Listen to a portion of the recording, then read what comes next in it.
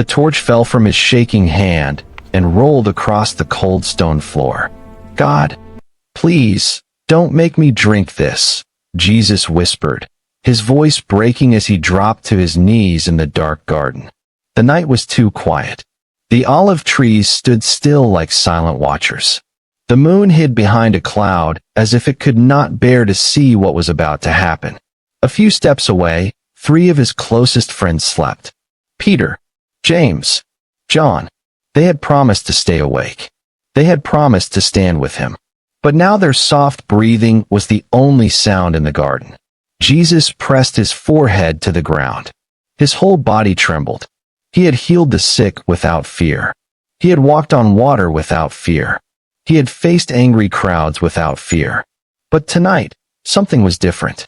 Tonight, the Son of God was afraid. "Father," he cried again, gripping the dirt with his fingers, "if there is any other way, please take this cup away from me." A tear fell.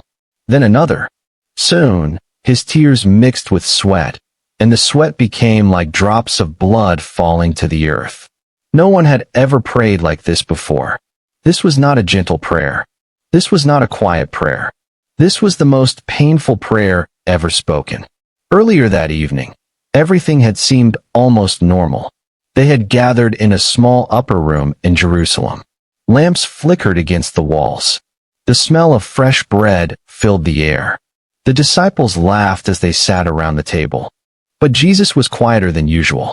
He picked up the bread, broke it slowly, and said, "Take this and eat it. This is my body." The disciples looked at each other, confused. Then he lifted the cup. "Drink from it, all of you. This is my blood, poured out for many." Peter frowned. "Lord, why are you talking like this?" Jesus looked at him with deep love. "Because the hour has come." They did not understand. How could they? Just days earlier, crowds had shouted his name as he entered the city. People waved palm branches and cried, "Hosanna!" It felt like victory.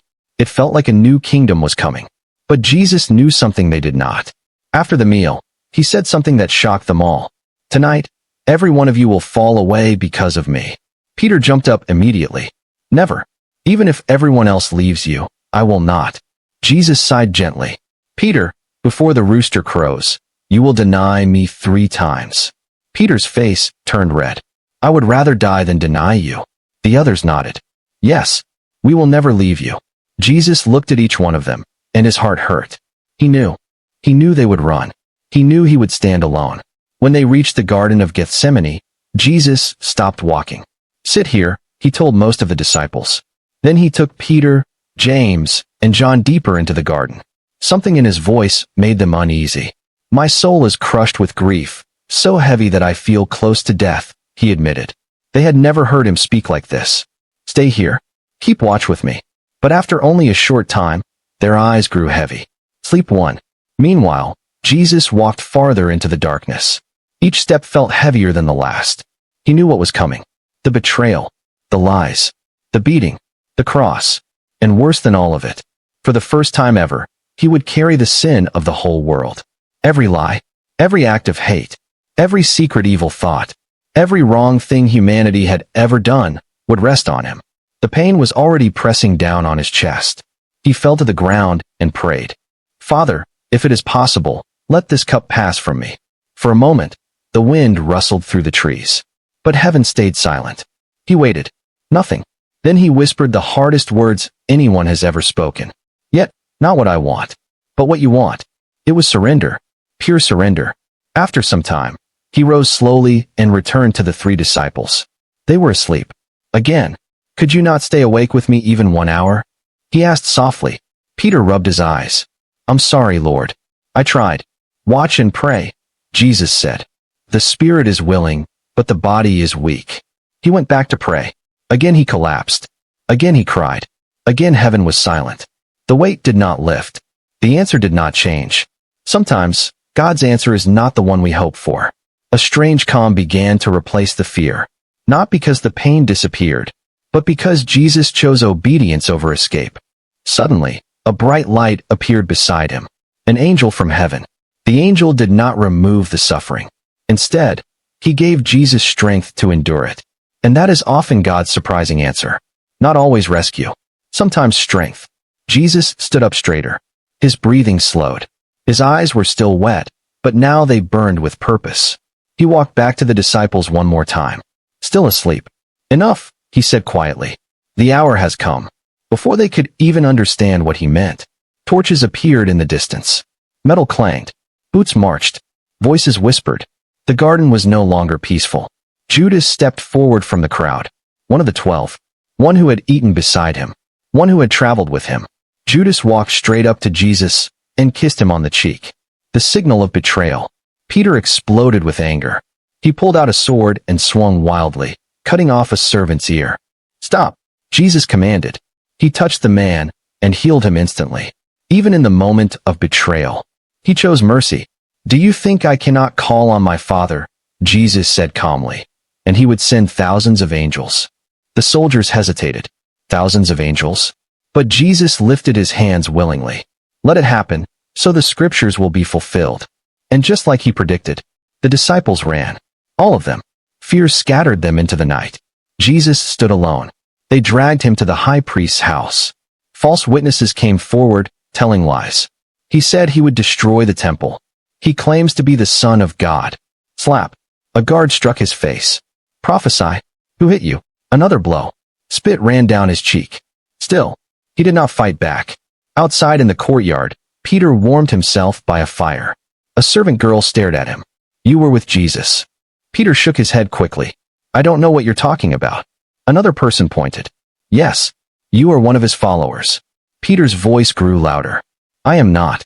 Then someone said, your accent gives you away. You are from Galilee.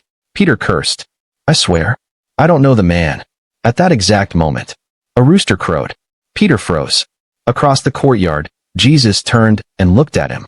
Not with anger, not with hate, with sadness and love. Peter ran into the night and wept bitterly. Morning came too quickly. They took Jesus to Pilate. Crucify him, the crowd shouted. Pilate frowned. I find no fault in this man. But the noise grew louder. Crucify him. Pilate washed his hands. I am innocent of this man's blood. Then he handed Jesus over. The soldiers laughed as they placed a crown of thorns on his head. Sharp spikes dug into his skin. Blood ran down his face. They dressed him in a purple robe. Look, the king, they mocked. Then they beat him again, and again, and again. By the time they led him away, he could barely stand. They forced him to carry a heavy wooden cross through the streets. People watched. Some cried.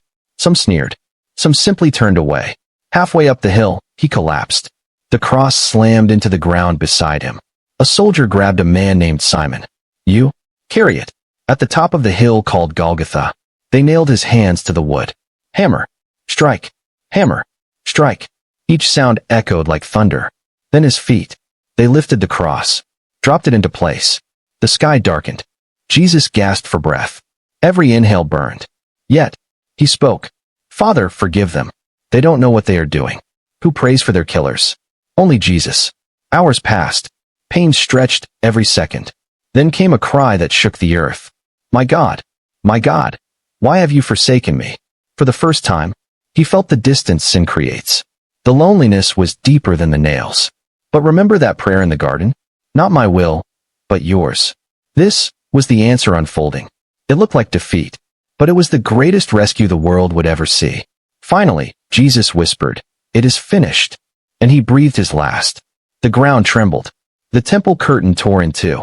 A soldier stared up and whispered, surely, this was the Son of God.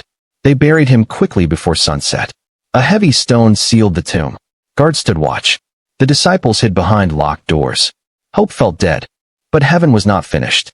Before sunrise on the third day, the earth shook again. An angel rolled the stone away. The tomb was empty. Death had lost. Sin had lost. Fear had lost. The painful prayer in the garden had opened the door to the greatest miracle in history. Later, Jesus appeared to his disciples. Alive. Scars still visible. Peace shining from his face. Peter fell at his feet, tears pouring down. Lord, I failed you. Jesus lifted him gently. Feed my sheep. No rejection. Only restoration. That is the surprising heart of God. Sometimes when we pray for escape, God gives us purpose instead. Sometimes when we pray for the pain to stop, God uses the pain to save others. Imagine if Jesus had run from the garden. Imagine if he had refused the cup. Where would we be? Lost. But love held him there. Love kept him on the cross. Love walked out of the tomb. And here is the part many people miss. The most painful prayer was not weakness. It was courage. Real courage is obeying even when it hurts. Maybe today you are praying a painful prayer. God, why is this happening? God, please take this away. God, I don't think I can handle this. Remember the garden. Silence does not mean God is absent. Sometimes heaven is quiet because a greater story is being written. Sometimes the strength you receive is the miracle, and sometimes the thing you fear most becomes the door to something beautiful. Jesus understands painful prayers. He lived one. So when you cry, he listens. When you tremble, he stays near. When you feel alone, you are not. The cross proves it, and the empty tomb shouts it forever. Pain is not the end of the story. Victory is coming. If this story touched your heart, don't keep it to yourself. Subscribe to this channel so you never miss another powerful Bible drama. Like this video so more people can discover this life-changing story. And tell me in the comments, have you ever prayed a painful prayer and later understood why God allowed it? Your story might give someone else hope. Stay strong, because sometimes God's most surprising answers come after the hardest prayers.